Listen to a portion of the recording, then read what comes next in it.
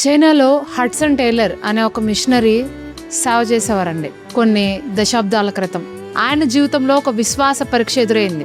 అదేంటంటే ఆయన ఒకరోజు వాక్య పరిచర్య ముగించుకొని రోడ్డు మీద నడుచుకుని వెళ్తున్నప్పుడు ఆ రోడ్డు పక్కన ఒక పేదవాడు చాలా దయనీయ స్థితిలో కూర్చుని ఉన్నాడు. పరిశుద్ధాత్మ దేవుడు ఆ వ్యక్తితో మాట్లాడమని హడ్సన్ టేలర్ గారిని ప్రేరేపిస్తుంటే దేవుని ప్రేరేపణకు లోబడి ఆ వ్యక్తి దగ్గరికి వెళ్ళి హడ్సన్ టేలర్ గారు మాట్లాడినప్పుడు ఆయనకు ఒక విషయం తెలిసింది. ఆ పేద వ్యక్తి యొక్క భార్య అనారోగ్యంలో మరణ పడకలో ఉన్నారు.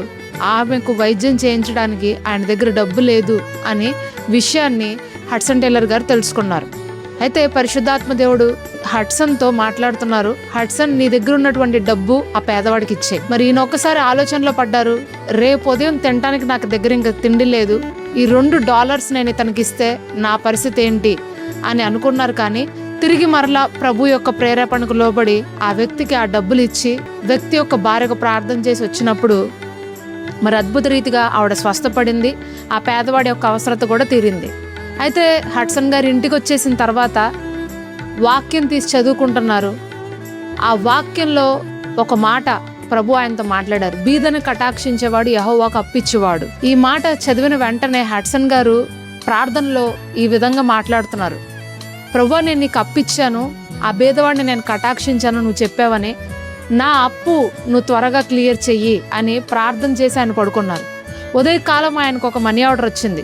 ఆ మనీ ఆర్డర్లో అక్షరాల $400 ఉన్నాయి. ఆయన ఎంతో ఆశ్చర్యపడ్డారు. నేను $2 ఈ బీదవాడికి ఇచ్చాను, దేవుడు తిరిగి మరలా నాకు 400 రెట్లు అధికమైనటువంటి డబ్బును పంపించారు. చాలా బాగుంది ఈ బ్యాంకు. ప్రభువా, ఎప్పుడు నేను నీ బ్యాంకులోనే నా డబ్బును జమ చేసుకుంటాను.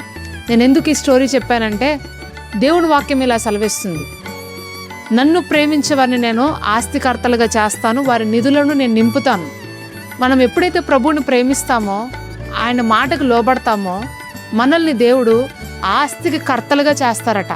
మన యొక్క అకౌంట్స్ అన్నిటినీ కూడా దేవుడు నింపుతాను అని వాగ్దానం చేస్తున్నారు.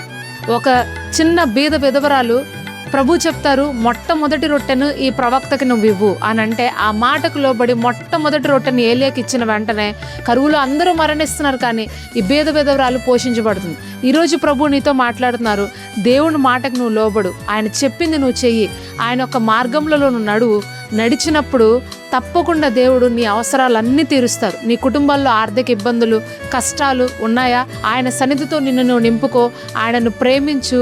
నీకు ఎప్పుడు ఏ అవసరం ఉన్నా సరే తప్పకుండా ప్రభువు నీ యొక్క అవసరాలన్నీ కూడా ఆయన ఐశ్వర్యం చొప్పున తీరుస్తారు.